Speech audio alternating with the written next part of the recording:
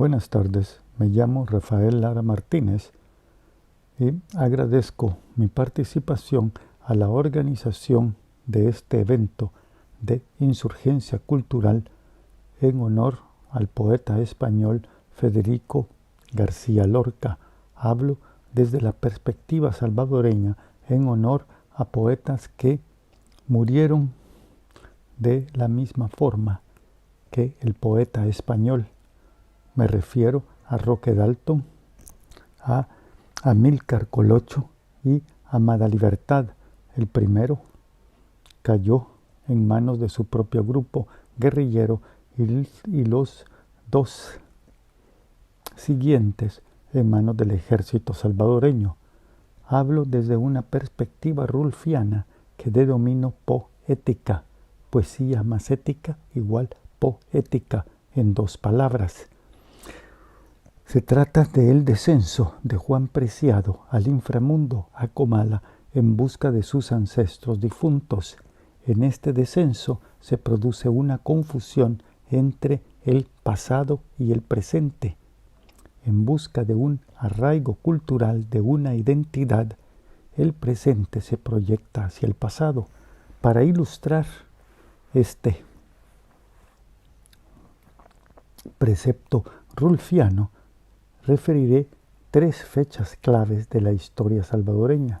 La primera es 1882, luego el paso hacia 1932 y finalmente 1975, cuando asesinan a Roque Dalton. En 1982 suceden dos eventos cruciales.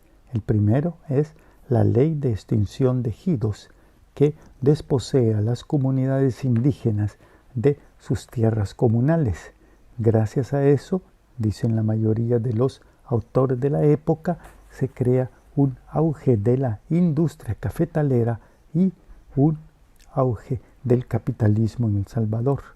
En la misma fecha también se funda una literatura nacional monolingüe. Una de esas ramas de la literatura nacional se llama indigenismo, cual plantea una crasa paradoja. Es decir, el indigenismo presupone que los indígenas carecen de tierra y carecen de una lengua ancestral que sustente su logos. Como ejemplo prototípico de este indigenismo en pintura que sigue vigente hasta el siglo XXI, los invito a visitar el Museo Nacional de Antropología, cuyo símbolo es David J. Guzmán, es decir, un escritor salvadoreño antiindigenista y racista que promueve la migración europea para desarrollar el país. Asimismo, otros miembros de esa generación se llaman Francisco Gavidia, Vicente Acosta, Arturo Ambroge y la fundación del Ateneo del Salvador. Ninguno de estos denuncia la expropiación de las tierras indígenas comunales, ni tampoco se atreve a transcribir la lengua indígena, sino que sustentan el español como única lengua ancestral de la nacionalidad salvadoreña. Para redoblar este indigenismo en pintura, también hacia la época sucede la Revolución Rusa, que todos ustedes conocen. Ninguno de esos autores se atreve a alabar esa revolución. Por lo contrario, si leen Soter y el bolchevique de Francisco Gavidia, él se declara como un anticomunista o un antimarxista acérrimo, al cual se le debe oponer la identidad nacional. Asimismo, otro gran padre fundador de la literatura salvadoreña y de la política de izquierda en El Salvador, Alberto Tomás Ferrer, propone un mínimo vital, es decir, que todas las personas del país deben obtener un mínimo vital, un sueldo, una educación, una vivienda, etc. Pero al mismo tiempo, Masferrer se opone radicalmente a la Revolución Rusa, al marxismo, al comunismo, ya que exalta el legado zarista de Nicolás II, es decir, del zar a quien destrona Vladimir Ilich Lenin. Entonces, antes de 1932, tenemos un arraigo de la literatura nacional en el anticomunismo, en el antimarxismo. 1932 se conoce en El Salvador por una amplia insurrección indigenista que fue reprimida en nombre del anticomunismo, y uno de los fundadores, también padres fundadores reconocidos actualmente del indigenismo salvadoreño, Salarrué, declara ese mismo año que los comunistas son crueles comunistas, sórdidos y rapaces que hablan de degollar en nombre de la justicia. Pero entonces tenemos un amplio arraigo en del indigenismo salvadoreño y del nacionalismo en el anticomunismo.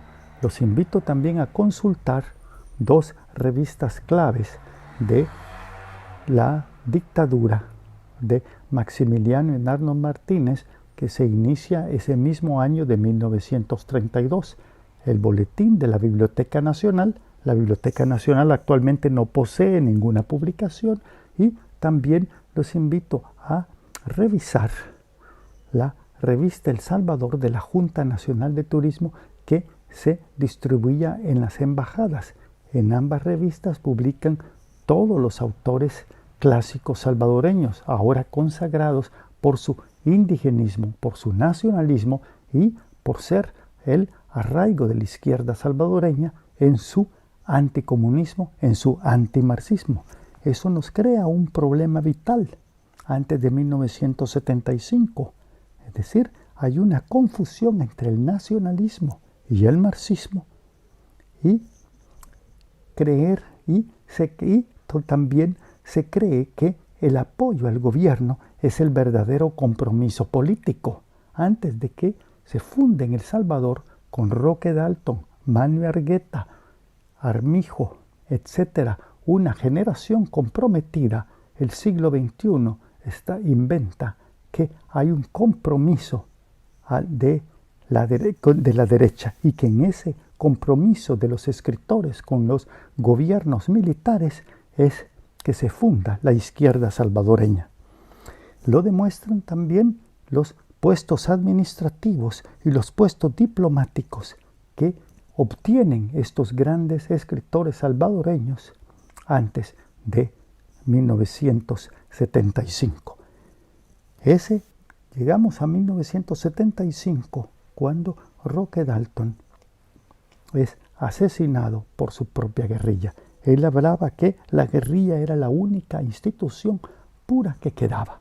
Pero esa guerrilla no solo se define por una lucha de clases, como lo demuestran los poetas anteriormente mencionados, Amílcar Colocho y Amada Libertad, quienes fueron asesinados por el ejército salvadoreño junto a muchas violaciones de los derechos humanos, sino también la guerrilla, esa institución pura, añade que a la lucha de clases le prosigue o le antecede, quizás casi en tragedia griega, un fratricidio, es decir, una lucha entre iguales. Y así muere Roque Dalton. Es decir, la institución pura se funda en el crimen y también en el olvido. Para hablarles de este olvido, veamos que muchos recordamos a Roque Dalton, pero el archivo del poeta sigue sin un apoyo institucional en la Biblioteca Nacional o en otra biblioteca de El Salvador. Es decir, hay una memoria sin archivo que no se quiere documentar, sino se vuelve puramente subjetiva. En esta muerte de Roque Dalton, de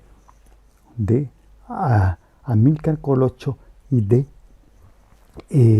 Amada Libertad, se funda una nueva tendencia que convive actualmente junto a ese indigenismo nacionalista del cual hablé, anti-marxista.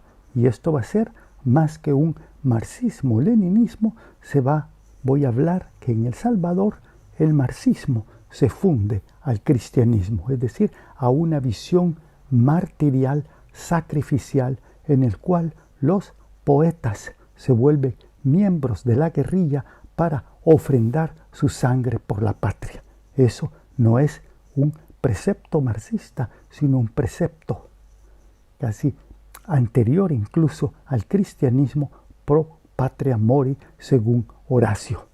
Es decir, tenemos más que un marxismo-leninismo, actualmente lo que tenemos en El Salvador es un marxismo cristiano, un social cristianismo en el cual los poetas son los primeros en el sacrificio.